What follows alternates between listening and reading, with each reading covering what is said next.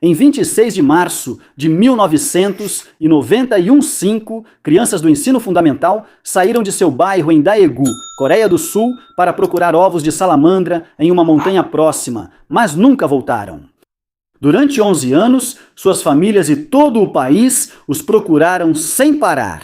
A busca se tornou uma das maiores da história da Coreia do Sul, até que finalmente seus restos foram encontrados enterrados juntos no mesmo monte Hwaryong, a poucos quilômetros de suas casas.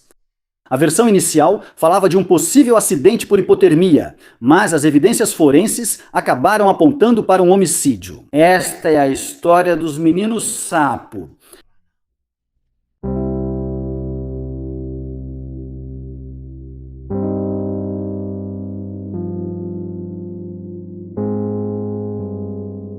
Na manhã de 26 de março de 1991, em Daegu, uma das cidades mais importantes da Coreia do Sul, o dia amanheceu com um clima bastante frio, com temperaturas muito baixas que oscilavam em torno de 3 graus.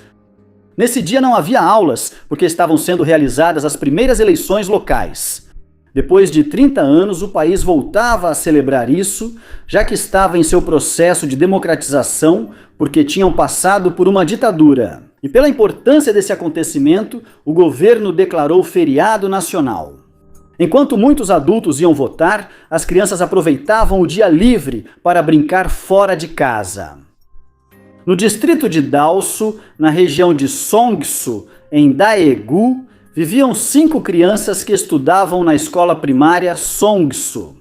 Naquela manhã, eles saíram de casa em direção ao monte Hwaryong para procurar ovos de salamandra. Era uma montanha localizada bem perto do bairro deles. Não era um lugar isolado, nem uma mata isolada.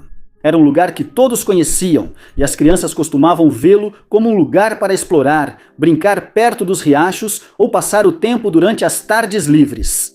Ficava perto o suficiente para que pudessem chegar andando de suas casas, e justamente por isso quase ninguém o considerava perigoso.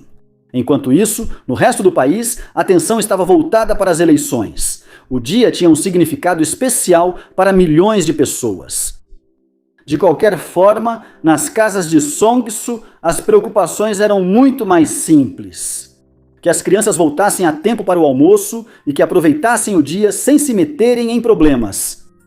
Ninguém imaginava que aquela manhã marcaria o início de um dos casos mais impactantes e misteriosos da história da Coreia do Sul. Um caso que, mais de 3 décadas depois, continua sem uma resposta definitiva.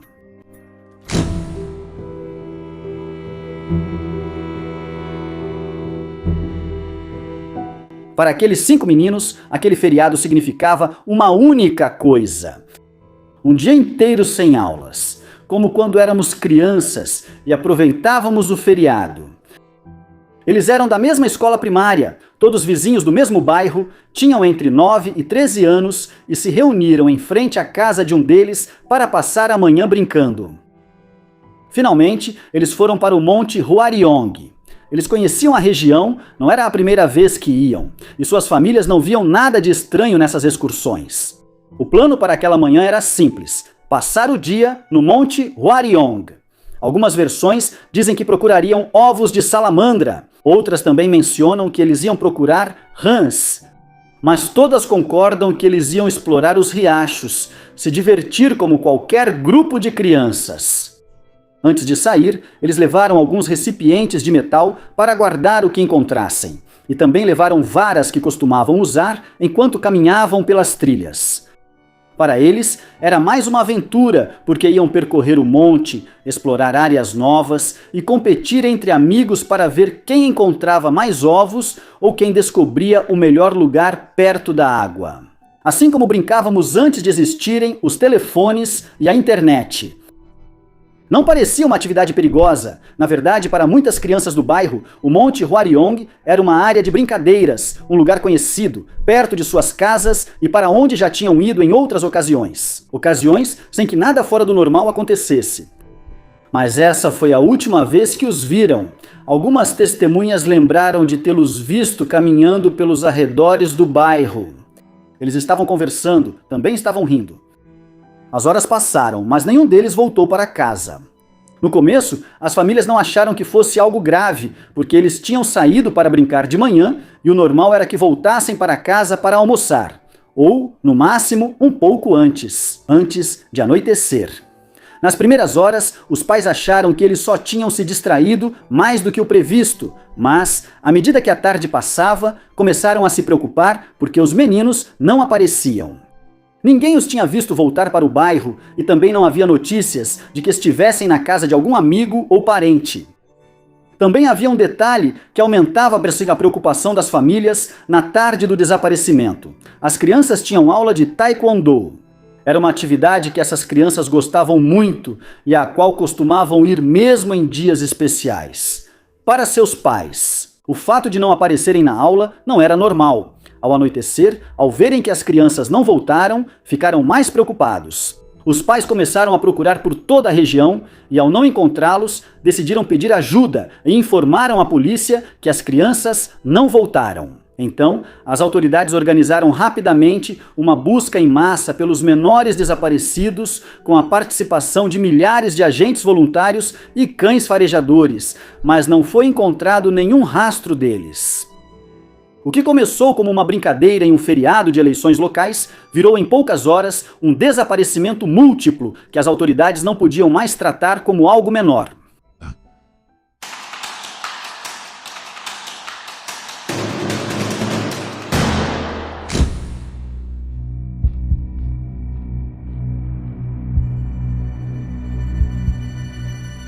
Antes de continuar com o caso, é preciso parar um momento para entender quem eram realmente as vítimas. Porque, por trás do nome coletivo das crianças, RAM.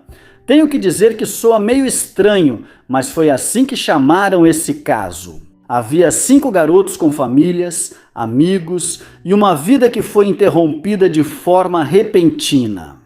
Os 5 eram alunos da escola primária Songsu, localizada no distrito de Dalseo. Na cidade de Daegu, eles moravam no mesmo bairro e se conheciam há anos. Seus nomes eram Woo Chol-won, de 13 anos, Jo Ho-yeon, de 12, Kim Jong-gyu, de 11, Park Chan-in, de 10, e Kim Jong-sik, de 9. Eles tinham entre 9 e 13 anos, uma diferença de idade suficiente para que alguns exercessem certa liderança dentro do grupo, enquanto os mais novos seguiam os mais velhos em seus jogos e aventuras. Os 5 meninos eram muito próximos, passavam a maior parte do tempo juntos e suas famílias os viam como um grupo inseparável, quase como irmãos. Como muitas crianças da sua idade, eles compartilhavam a escola, os caminhos do bairro, os parques, as casas dos amigos e as pequenas excursões que organizavam durante os dias livres. Como em muitos casos assim, especialmente na Ásia, pois já vimos isso antes. Não se conhecem publicamente muitos detalhes sobre a personalidade ou a vida familiar das crianças. Isso sempre acontece em casos asiáticos. Grande parte das informações pessoais nunca foi divulgada, tanto por respeito aos seus entes queridos, quanto porque a atenção pública se concentrou principalmente no desaparecimento e na investigação posterior. O que sabemos é que eram crianças acostumadas à vida no bairro e a brincar ao ar livre com os amigos. Gostavam de explorar as trilhas próximas, percorrer riachos, passar tempo juntos e procurar ovos de salamandra. Isso fazia parte das atividades habituais de muitas crianças da região. Todos eram amigos de Kim Tae-ryong, que era outro garoto que também aparece no caso porque esteve com eles naquela manhã. Naquela manhã de 26 de março de 1991, Kim estava brincando com os outros meninos e também ia explorar a montanha com seus amigos. Mas, quando já estavam se organizando para sair, sua mãe o chamou para voltar para casa e terminar o café da manhã. Ele então obedeceu. Disse a eles que tentaria se reunir com eles mais tarde na montanha, mas por causa disso acabou se separando do grupo. Disse que tentaria se reunir com eles mais tarde na montanha, mas por diferentes circunstâncias nunca chegou a fazê-lo, felizmente. Quem iria imaginar que um chamado para terminar o café da manhã faria a diferença entre voltar para casa no final do dia ou se tornar uma das vítimas de um dos casos mais misteriosos da história da Coreia do Sul? Além de ser o único menino do grupo que não desapareceu, Kim se tornou uma das poucas pessoas que podia descrever como o grupo se formou naquela manhã e o que aconteceu nos momentos anteriores à excursão. Todos eles eram garotos de famílias trabalhadoras que levavam uma vida completamente normal no bairro de Songsu. Não se tratava de crianças que tivessem fugido de casa, nem de garotos envolvidos em situações problemáticas. Não eram problemáticos. Também não era uma excursão extrema em um lugar remoto. Com o passar dos anos, os nomes dos 5 meninos deixaram de ser conhecidos apenas por suas famílias e vizinhos para se tornarem uma referência inevitável quando se fala de desaparecimentos infantis e crimes não resolvidos na Coreia do Sul. Suas histórias aparecem em documentários, reportagens, livros e análises criminológicas que tentam entender o que aconteceu naquele dia de março de 1990. Mas além do inquérito policial e das teorias que surgiram com o tempo, é importante lembrar que eles não eram personagens de uma história de mistério. Eram crianças reais, com famílias, amigos e também com sonhos.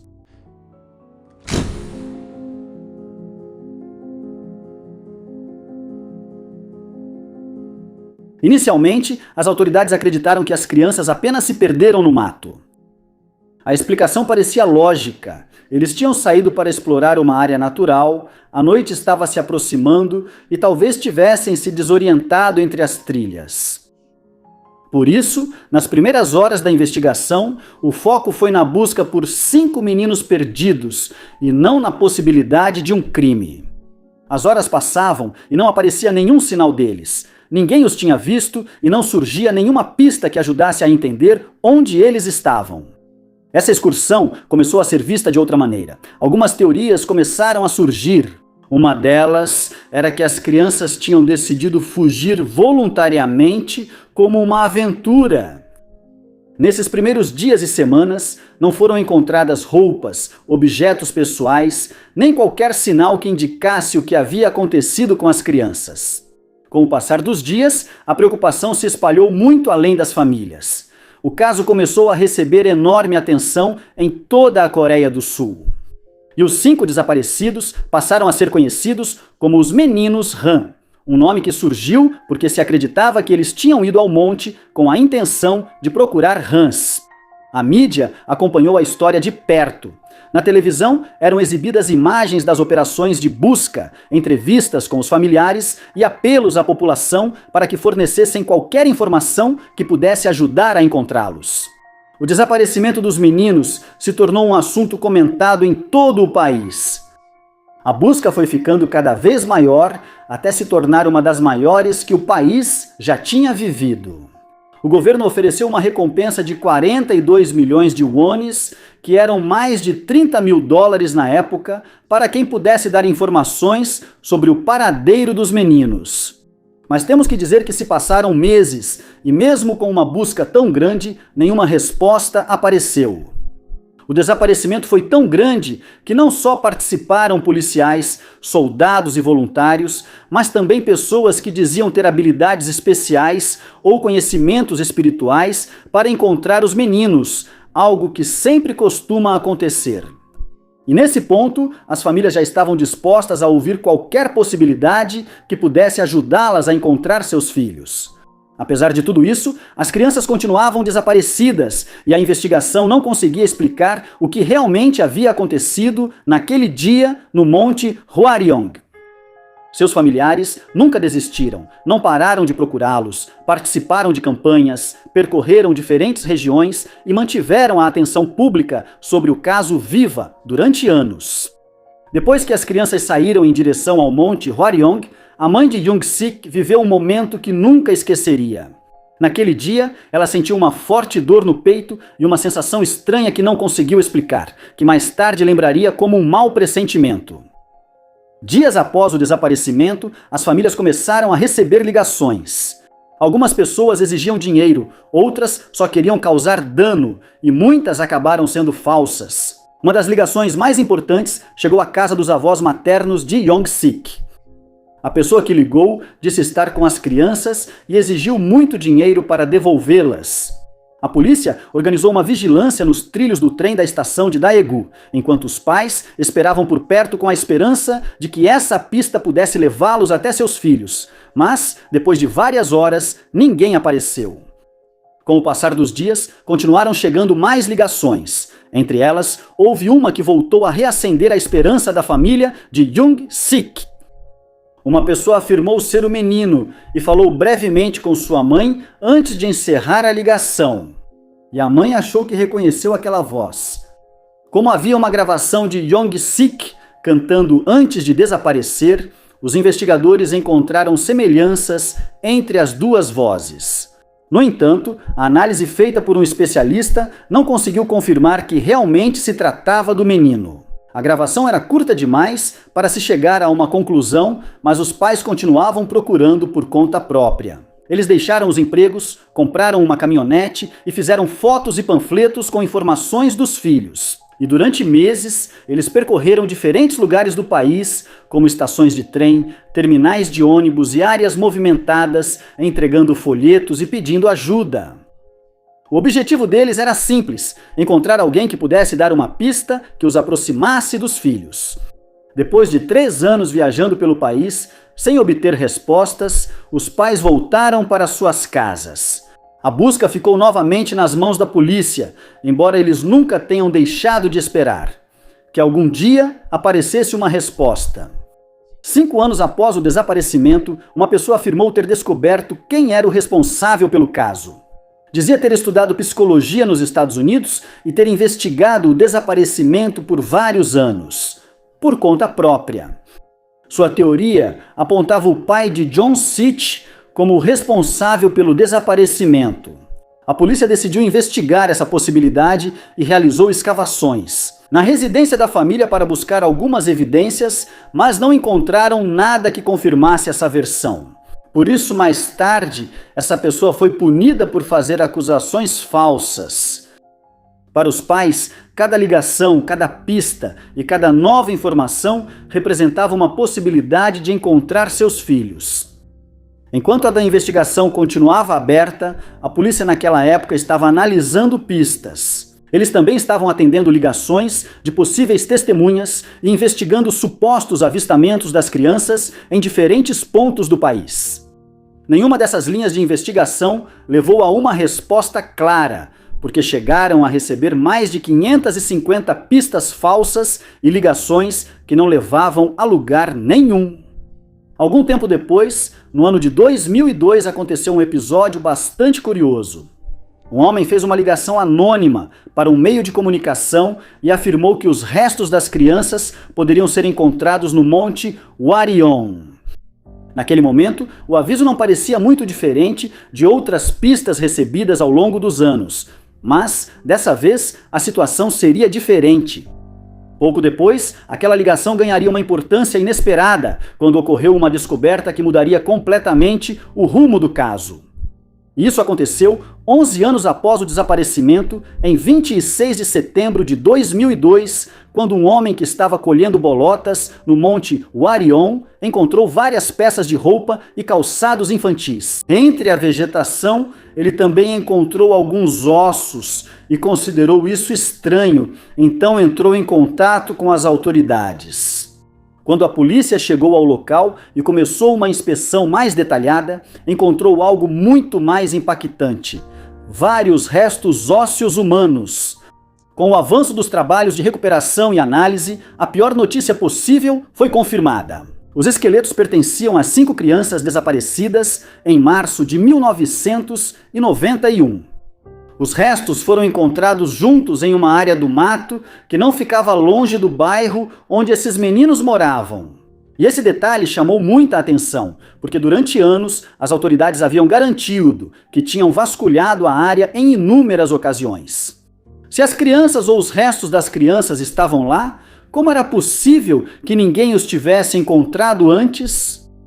O que durante 11 anos tinha sido um caso de desaparecimento sem pistas se transformou de repente em uma investigação muito mais complexa. Agora já não se tratava mais de encontrar as crianças. A pergunta agora era outra: o que tinha acontecido com eles naquela montanha e por que ninguém tinha encontrado seus restos por mais de uma década?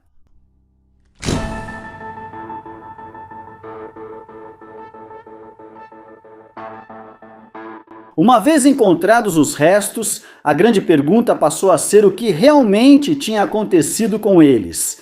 E assim foram surgindo diferentes hipóteses sobre o caso.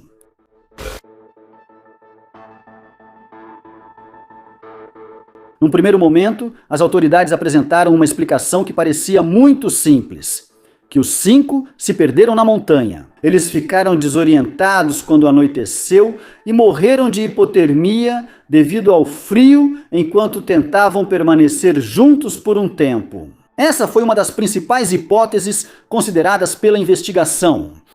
Mas essa explicação não convenceu a todos, muito menos as famílias, que tinham muitas dúvidas sobre alguns indícios de como eles foram encontrados. As crianças estavam juntas, estavam nuas, com suas roupas amarradas e perto delas havia algumas cápsulas de bala. Isso fazia pensar que não foi uma morte natural. E com o tempo, vários especialistas também começaram a questionar isso por causa das roupas amarradas com nós. A polícia interpretou isso como uma possível reação à hipotermia, na qual as pessoas tentam se cobrir para conservar o calor. Eles também apontaram que esse tipo de comportamento ao fazer os nós poderia ser explicado como uma resposta confusa ou desorientada causada pelo frio extremo.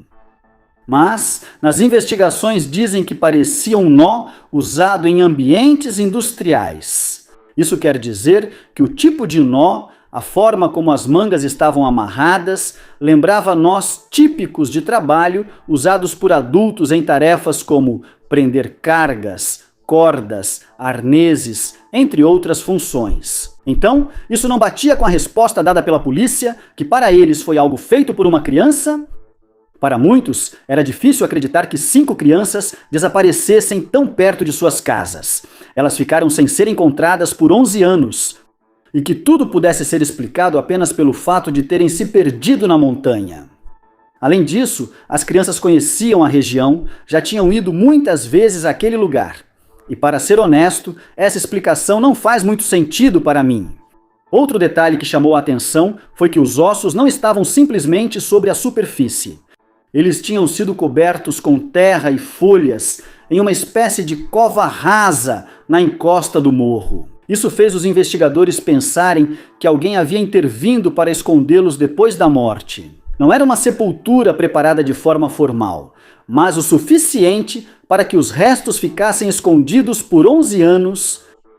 Quanto à forma como os esqueletos estavam distribuídos, não coincidiam com o que normalmente se esperaria de um grupo de crianças que tivesse morrido de frio enquanto tentava se manter unido para sobreviver. À medida que as análises forenses avançavam, começaram a surgir novas perguntas. Alguns detalhes observados nos restos ósseos não pareciam se encaixar com uma simples morte por hipotermia. E, pouco a pouco, a possibilidade de que algo mais tivesse acontecido começou a tomar forma. Os legistas chegaram a uma conclusão muito mais terrível. As crianças não pareciam ter morrido por causas naturais, nem por um simples acidente. As lesões observadas em vários dos restos apontavam para uma morte violenta. E alguns especialistas chegaram a afirmar que eles haviam sido golpeados antes de morrer.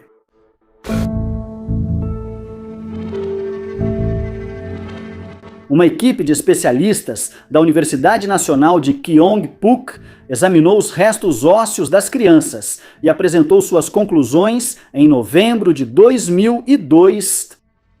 Segundo os especialistas, vários dos crânios apresentavam lesões que não se encaixavam facilmente com uma morte acidental na montanha. Em 3 deles, foram observadas fraturas e afundamentos compatíveis com golpes provocados por um objeto contundente. Além disso, em alguns desses ossos foram detectados indícios que sugeriam que as lesões ocorreram quando as crianças ainda estavam vivas. Então, os especialistas chegaram à conclusão de que provavelmente morreram devido a uma hemorragia interna intracraniana. Um dos meninos tinha uma fratura no braço, era o mais novo, estamos falando de Kim Jong-sik, de 9 anos. Alguns especialistas consideraram que poderia se tratar de uma lesão defensiva, ou seja, um ferimento causado ao tentar se proteger de um golpe. Nas primeiras análises, os peritos indicaram que um dos crânios apresentava 2 perfurações que poderiam ser compatíveis com o impacto de projéteis. Embora o passar do tempo tenha dificultado a obtenção de conclusões absolutas e elas pudessem ter sido causadas por outro tipo de arma. Outro detalhe importante foi que encontraram várias balas na área onde os restos foram encontrados, e essa observação abriu caminho para uma nova hipótese sobre o que poderia ter acontecido. Uma das hipóteses mais comentadas estava relacionada a um campo de tiro militar próximo ao local dos restos encontrados. Segundo essa hipótese, as crianças poderiam ter chegado até esse setor enquanto exploravam o mato. Ao entrarem em área de exercícios de tiro, poderiam ter sido atingidas acidentalmente por disparos. A hipótese do campo de tiro poderia ser real, porque poucos dias após a descoberta dos restos, em setembro de 2002, surgiu uma testemunha, que afirmou ter ouvido uma confissão relacionada à morte das crianças.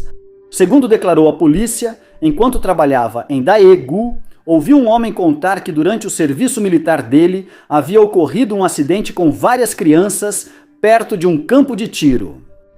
Também houve pessoas que disseram ter ouvido gritos na montanha naquele dia por volta das 11h30 da manhã e moravam perto do local de prática militar.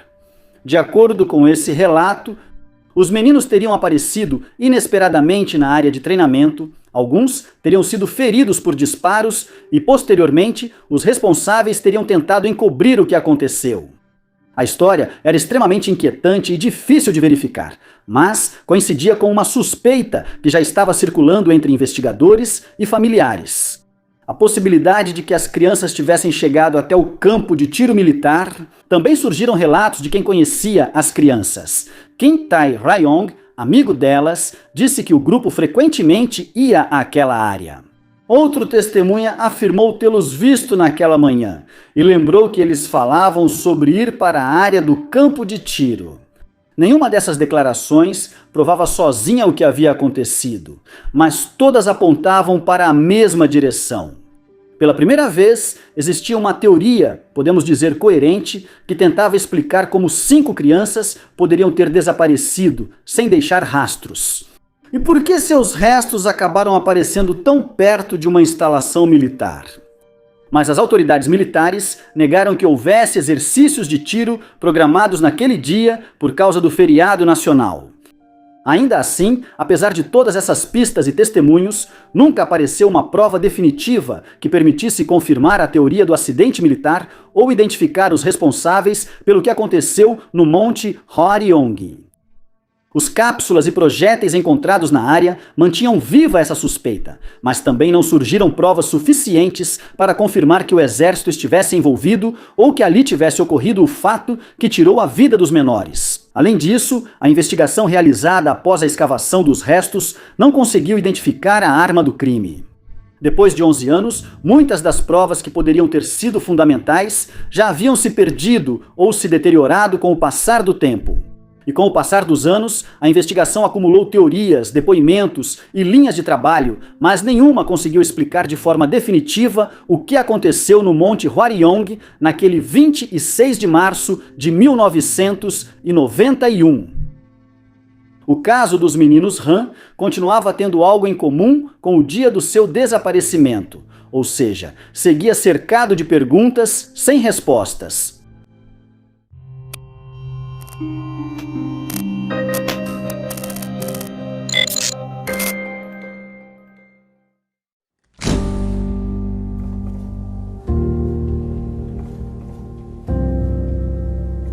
Depois que os legistas concluíram que os meninos haviam sido assassinados, a polícia de Daegu decidiu reabrir o caso e tratá-lo definitivamente como um homicídio. A partir das lesões encontradas nos crânios, os especialistas consideraram que alguns ferimentos poderiam ter sido causados por uma chave de fenda ou outra ferramenta semelhante. E com essa informação, a polícia ampliou a investigação e começou a revisar pessoas que, por seu trabalho ou atividades, utilizavam esse tipo de ferramenta. Entre as pessoas investigadas estavam alguns mendigos da região, pescadores com comportamento que havia despertado suspeitas e pessoas que se dedicavam a coletar ou vender salamandras.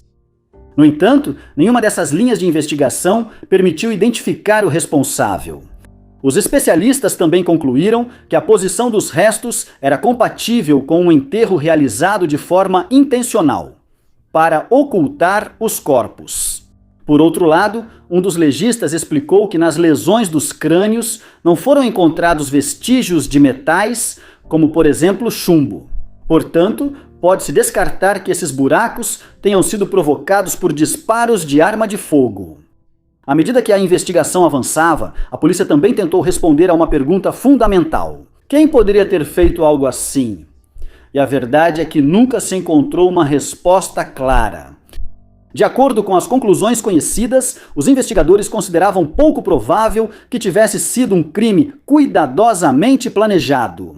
Para eles, era difícil encontrar um motivo que justificasse a preparação de um assassinato contra 5 crianças do mesmo bairro. Além disso, o tipo de lesões observadas em vários dos crânios parecia sugerir uma agressão extremamente violenta e descontrolada, mais do que uma execução meticulosamente organizada. Por essa razão, uma das teorias consideradas pela polícia foi que o responsável teria agido impulsivamente em meio a um episódio de raiva ou perda de controle. Chegou-se até a pensar que o autor poderia ter sido uma pessoa com sérios problemas de conduta ou de personalidade. Alguém que reagiu de forma violenta diante de uma situação específica e acabou provocando essa tragédia. Os investigadores também exploraram outras possibilidades, entre elas a ideia de que as crianças poderiam ter tido algum tipo de confronto com alguns adolescentes do ensino médio, porque havia uma escola de ensino médio perto de onde os corpos foram encontrados. Mas nenhuma dessas linhas de investigação trouxe provas suficientes para apontar uma pessoa específica ou grupos de pessoas. E esse é talvez o aspecto mais desesperador desse caso. Depois de décadas de investigações, milhares de horas de trabalho policial, inúmeros depoimentos e várias reaberturas do caso, ainda não existe uma pista capaz de apontar com certeza quem matou os 5 meninos sapo. Naquela época, a lei da Coreia do Sul estabelecia um prazo de 15 anos para poder julgar um homicídio. Esse prazo venceu no ano de 2006, sem que a polícia pudesse identificar a pessoa ou as pessoas responsáveis pelo crime. Anos depois, em 2015, essa lei mudou. A Coreia do Sul eliminou a prescrição para os casos de assassinato. Por isso, esse tipo de crime pode ser investigado e julgado independentemente do tempo decorrido. Mesmo assim, essa mudança não resolveu o caso dos meninos sapo, porque nunca conseguiram identificar o responsável. Com o passar dos anos, os restos dos 5 meninos foram cremados e suas cinzas foram espalhadas no rio Nakdong, cumprindo o desejo de suas famílias de que, pelo menos simbolicamente, eles pudessem viajar pelo mundo seguindo o curso da água. Mas houve algo que decidiram conservar: os crânios. As famílias os entregaram como evidência, caso algum dia surgisse uma nova pista ou uma tecnologia mais avançada. A investigação pudesse continuar. Já se passaram mais de 3 décadas desde o desaparecimento das 5 crianças. Hoje, não há mais dúvidas de que foram vítimas de um homicídio. Mas ainda ninguém foi acusado pelo crime, e não existe uma explicação definitiva sobre o que aconteceu naquele 26 de março de 1991. Talvez um dia toda a verdade apareça. Por enquanto, o caso segue com destaque na história criminal da Coreia do Sul, tendo chocado o país, que resistiu a décadas de investigações e que ainda guarda segredos que ninguém consegue explicar completamente. O caso dos meninos sapo continua sendo um dos casos criminais não resolvidos mais conhecidos da Coreia do Sul. Até aqui, o caso de hoje. Espero os seus comentários aqui embaixo, e assim nós nos encontraremos na próxima história.